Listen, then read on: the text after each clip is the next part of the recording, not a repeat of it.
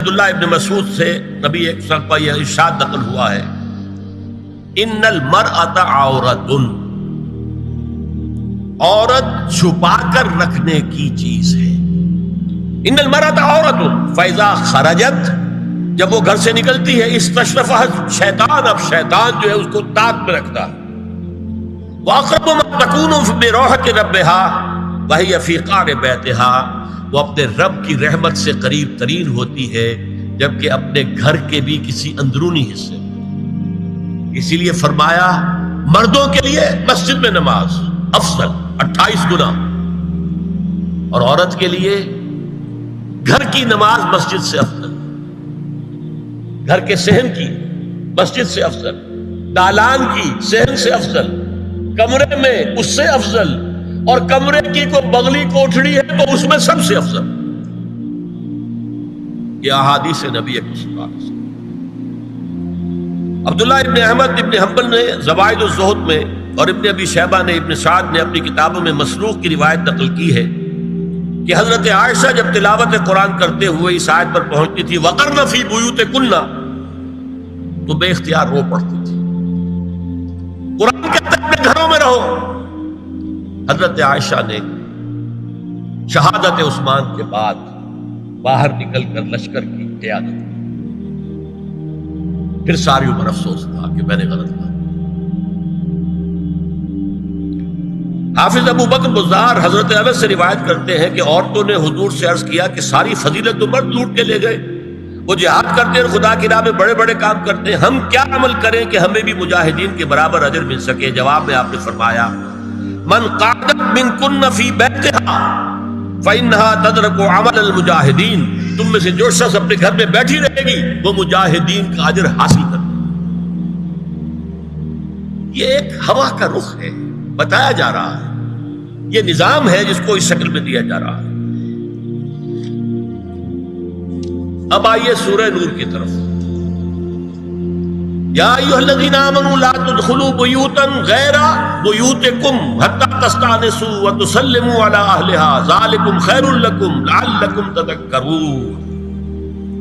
اہل ایمان مت ہرگز مت داخل ہو اپنے گھروں کے علاوہ کسی اور گھر میں جب تک کہ تم ان کے ساتھ مانوس نہ ہو جاؤ، اذن نہ لے لو، ان پر سلام نہ کرو، یہی تمہارے لیے خیر بہتر ہے۔ اس کے بعد تفصیل آئی ہے، اس میں میں اس وقت نہیں جا رہا۔ اور جو لوگ اس پر عمل نہیں کرتے ان کے بارے میں قرآن مجید کیا کچھ، حضور کیا کچھ فرما رہے ہیں یہ آپ سن لیجیے، بہت سخت احکام۔ عن ابی ہریرہ رضی اللہ عنہ ان رسول اللہ صلی اللہ علیہ وسلم قال لو ان امرا اطلع علیک بغیر اذن فخذفته بحشاة ففقعت عینہ ما کان علیک من جناح، متفق علیہ، بخاری اور مسلم دونوں کی ہے۔ اگر کوئی شخص تمہارے گھر میں بغیر اجازت کے داخل ہو جائے اور تم اس کی سزا کے طور پر اس پر کنکریاں پھینکو اور اس کی آنکھ پھوٹ جائے کنکری سے تو تم پر کوئی گناہ نہیں۔ بغیر اجازت کے گھر میں آ گیا ہے، بغیر اذن کے، بغیر استئذان کے کنکریاں مارو اور کنکری سے آنکھ پھوٹ جائے، فما کان علیک من جناح، کوئی حرج نہیں۔ اب آ رہی ہے اصل آیت، قل للمؤمنین یغضوا من ابصارہم ویحفظوا فروجہم ذلک ازکی لہم ان اللہ خبیر ما یصنعون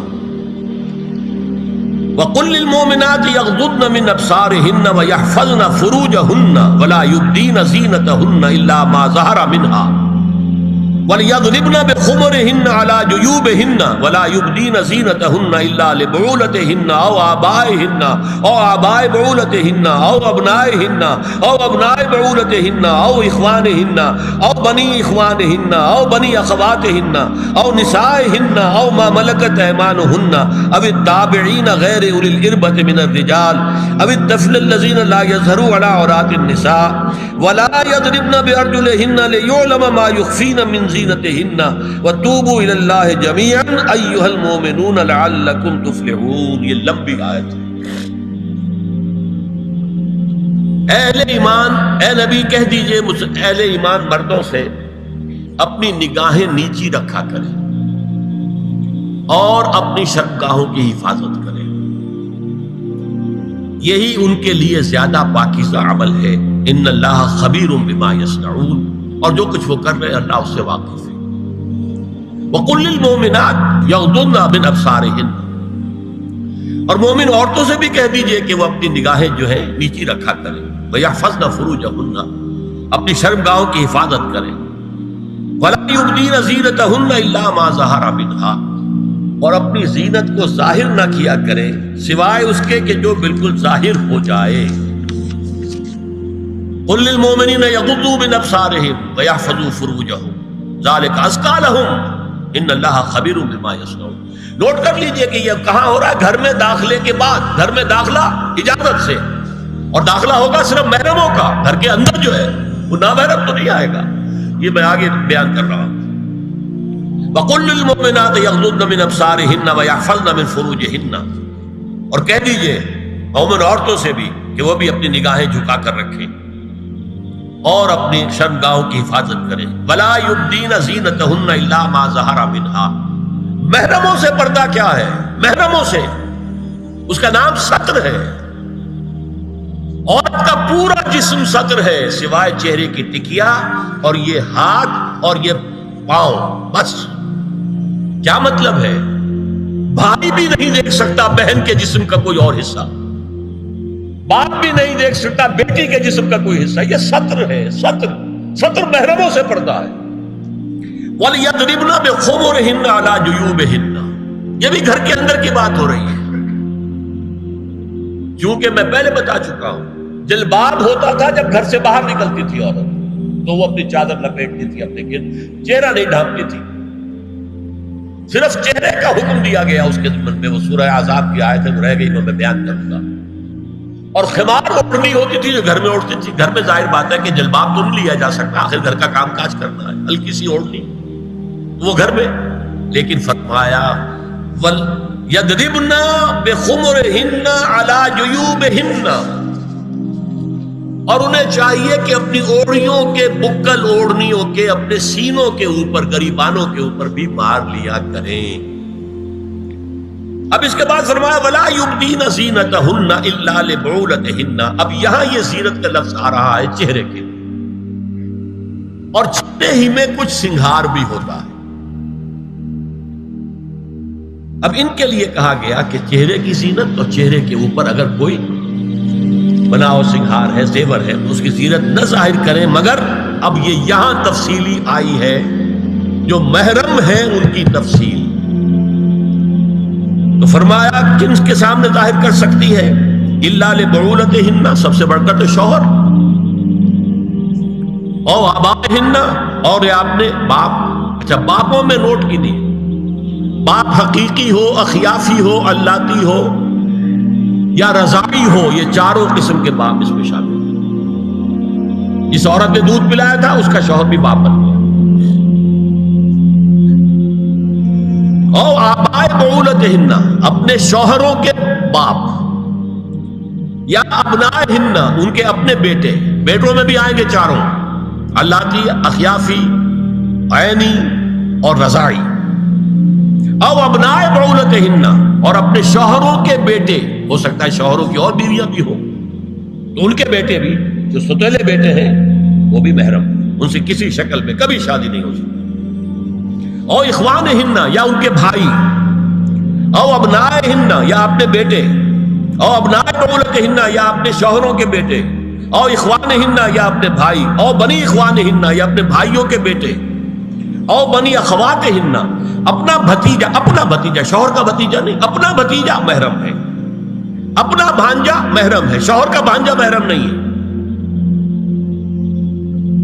او نسائہن، یا ان کی عورتیں، اپنی عورتیں، جان پہچان کی عورتیں۔ او ما ملکت ایمانہن، یا جو ان کے داہنے ہاتھوں کی ملکیت ہے، باندیاں، غلام۔ اس میں عرض کر چکا ہوں کہ اس میں کافی اختلافات ہیں۔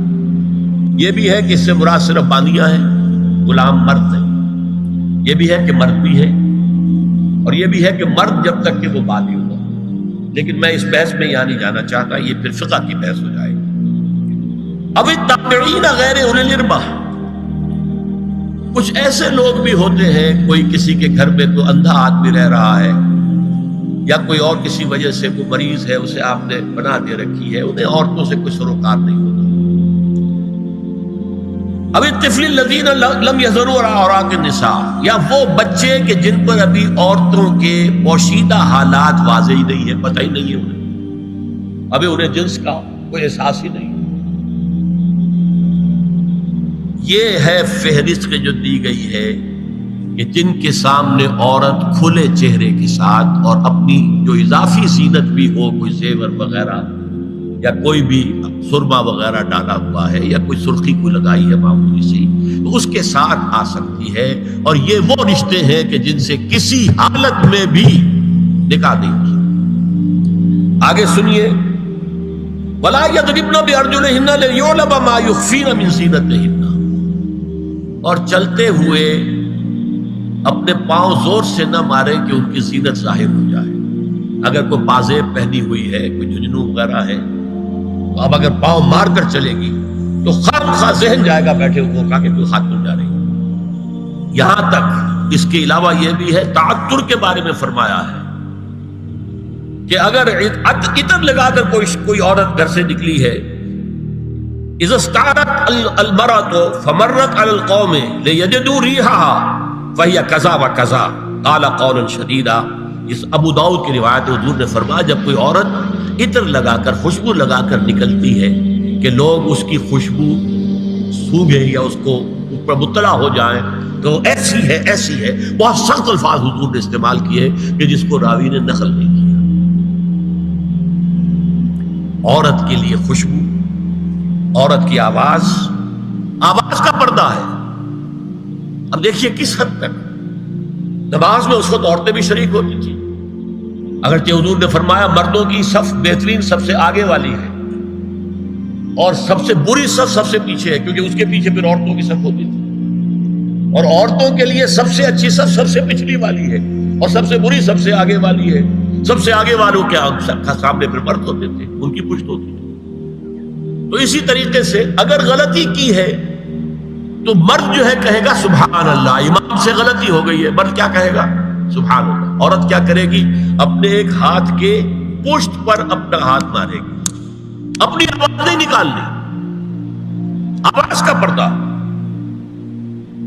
چھونے کا پردہ یہاں تک ہے کہ حضور نے کبھی کسی عورت سے ہاتھ نہیں ملایا. اور آپ جب بیعت بھی لیتے تھے تو بس زبانی الفاظ کہلوائے اور کہا ٹھیک ہے بیعت ہو گئی، یا ایک کپڑا پکڑا، اس کا ایک سرا اپنے ہاتھ میں دوسرا سرا اس خاتون کے ہاتھ میں، یا ایک تشت کے اندر پانی بھرا، اس میں ایک طرف اس نے انگلیاں ڈال لی اور ایک طرف حضور کی. لیکن مسافر لا اسافر النساء، ایک دفعہ ہوا بھی کہ بعض خواتین نے جب بیعت کی ہے تو پھر انہوں نے ہاتھ آگے بڑھایا مسافر کے لیے. حضور نے فرمایا انی لا اسافر النساء، میں عورتوں سے مسافرہ نہیں کرتا.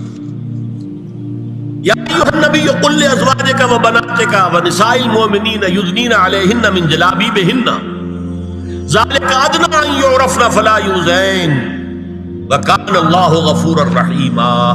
اے نبی صلی اللہ علیہ وسلم کہہ دیجئے اپنی بیٹیوں سے اور اپنی بیویوں سے اور مسلمانوں کی خواتین سے. اب دیکھیے یہ سورہ احزاب ہی میں ہو رہا ہے. شروع میں یا نساء نبی سے بات چلی، استیزان بھی صرف نبی کے گھر میں داخل نہ ہو اذن کے بغیر. آگے چل کر سورہ احزاب ہی میں عام بھی کر دیا، قل لازواجک وبناتک ونساء المؤمنین، کہہ دیجئے اپنی بیویوں سے اپنی بیٹیوں سے اور اہل ایمان کی خواتین سے، یدنین علیہن من جلابیبہن، کہ وہ اپنے چہروں کے اوپر اپنی جلباب کو لٹکا لیا کریں، چہرہ چھپ جائے. اب اس کی تفسیر میں چاہتا ہوں کہ آپ کو جو مختلف مفسرین نے کی ہے وہ آپ کے سامنے میں رکھوں. حضرت عبداللہ ابن عباس نے اس آیت کی جو وضاحت فرمائی ہے اسے حافظ ابن کثیر نے اپنی تفسیر میں اس طرح نقل کیا ہے. اللہ نے مسلمان عورتوں کو حکم دیا ہے کہ جب وہ کسی کام کے لیے گھروں سے نکلے تو اپنی چادروں کے پلو اوپر سے ڈال کر اپنا منہ چھپا لے اور صرف ایک آنکھ کھلی رکھے. دونوں آنکھیں بھی غلط ہیں. اور سن لیجئے ابن جریر اور ابن منذر کی روایت ہے کہ محمد بن سیرین یہ ایک تابعی ہیں نے حضرت عبیدہ السلمانی یہ صحابی ہیں سے اس آیت کا مطلب پوچھا. انہوں نے جواب میں کچھ کہنے کی بجائے اپنی چادر کو اس طرح اوڑھا کہ پورا سر اور پیشانی اور پورا منہ ڈھانک کر صرف ایک آنکھ کھولی رکھی. اور سنیے ابو بکر بن عبداللہ ابن عربی نے یدنین علیہن من جلابیبہن کا مفہوم ان الفاظ میں بیان کیا ہے تغطى به وجهها حتى لا يظهر منها الا عينها اليسرى. عورت اپنی چادر کو پورے وجود پر ڈھانپ لے اور اس طرح چہرے کو بھی ڈھانپے کہ صرف بائیں آنکھ کھلی رہے. علامہ حمید الدین فراہی کو نظم قرآن کے فہم میں خصوصی مقام حاصل تھا. انہوں نے حجاب کے بارے میں اپنے ایک مکتوب میں ہاتھ اور چہرہ کھلا رکھنے کو جائز قرار دینے کے موقف کے بارے میں لکھا ہے کہ میری رائے میں نظم قرآن پر توجہ نہ کرنے سے یہ غلط فہمی پیدا ہوئی ہے. وہی بات کہ سورہ احزاب میں گھر سے باہر کا پردہ ہے اور سورہ نور میں گھر کے اندر کا پردہ ہے. بہرحال الحق احق بان یتبع، حق جو ہے وہ اس کا زیادہ حقدار ہے کہ اس کی پیروی کی جائے. میں اس مسئلے پر مطمئن ہوں اور میرے نزدیک اجنبی سے پورا پردہ کرنا واجب ہے اور قرآن نے یہی حجاب واجب کیا ہے جو شرفاء میں مروج ہے بلکہ اس سے بھی قدر زائد. مولانا فراہی کا یہ مکتوب ماہنامہ حیات نو بلیریا گنج انڈیا کے اکتوبر سن 92 کے شمارے میں شائع ہوا. یہ ہے علماء کی رائے. حضرت ام سلمہ اور حضرت میمونہ نبی صلی اللہ علیہ وسلم کے پاس بیٹھی تھی. اتنے میں حضرت ابن ام مکتوم آ گئے. نبی صلی اللہ علیہ وسلم نے ان دونوں سے فرمایا احتجبا منہ، ان سے پردہ کرو. ازواج نے عرض کیا یا رسول اللہ الیس اعمی لا یبصرنا ولا یعرفنا، حضور کیا یہ اندھے نہیں ہیں؟ یہ نہ ہمیں دیکھ رہے ہیں نہ ہمیں پہچانتے ہیں. فرمایا افعمذایان انتما، کیا تم دونوں بھی اندھی ہو؟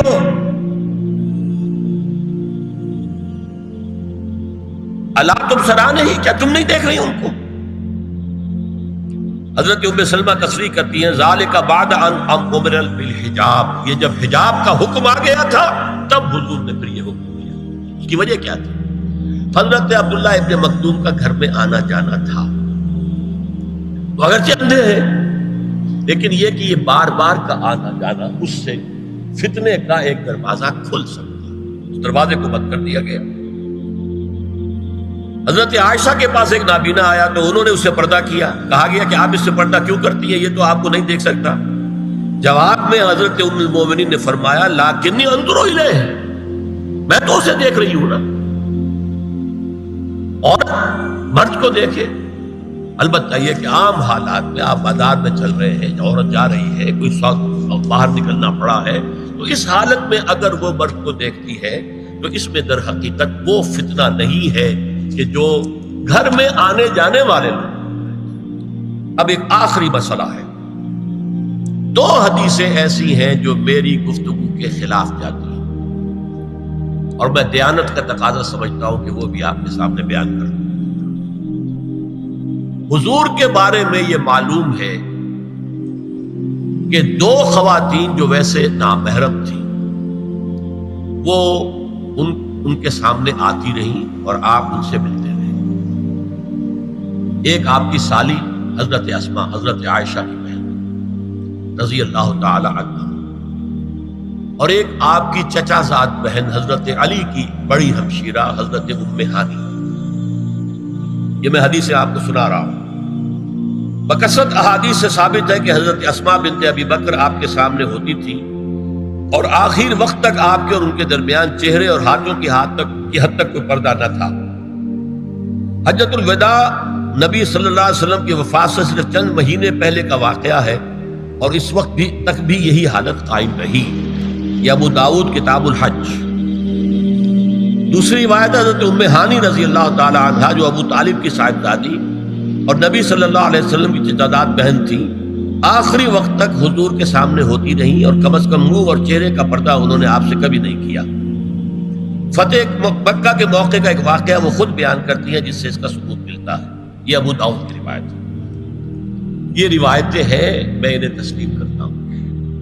اور میں نے اب جو کچھ بیان کیا ہے اس سے یہ ایک بالکل برعکس بات سامنے لا رہی ہے۔ اب یہ ہے کہ یا تو ہم ان دو حدیثوں کو اصل مان کر باقی ساری حدیثیں جو ہیں ان کو ختم کریں۔ میں تو آپ کو سنا نہیں سکا، میرے پاس تو بہت زیادہ حدیثوں کا مواد تھا۔ چہرے کے پردے کے لیے حدیثیں جو ہیں، استیزان کے لیے کتنی حدیثیں ہیں، چہرے کے پردے کے بارے میں بہت زیادہ حدیثیں ہیں۔ حضرت ام خلاد ایک خاتون تھی، ان کا بیٹا ایک غزوے میں شہید ہو گیا، وہ اس کے بارے میں کچھ پوچھنے کے لیے حضور کے پاس آئی، صحابہ بیٹھے ہوئے تھے، انہوں نے نقاب ڈالا ہوا تھا، منتقبۃ، نقاب کا لفظ بھی حدیث میں موجود ہے۔ اور یہ لوگ کہتے ہیں نقاب تو جو ہے یہ بعد کی پیداوار ہے، یہ لفظ کوئی ہے ہی نہیں۔ حجاب کا لفظ قرآن میں ہے، جلباب کا لفظ قرآن میں ہے، خمار کا ذکر قرآن میں ہے، اور یہ منتقبۃ نقاب ڈالی۔ لوگوں نے کہا عجیب عورت ہے یہ، اس کا بچہ شہید ہو گیا ہے، مطلب یہ کہ سخت صدمے کی کیفیت، اور اس وقت بھی اس نے نقاب ڈالی ہوئی ہے۔ تو انہوں نے جواب دیا ان ارزو ابنی لا ارزو حیائی، میں نے بیٹا کھویا ہے، اپنی حیا نہیں کھوئی ہے۔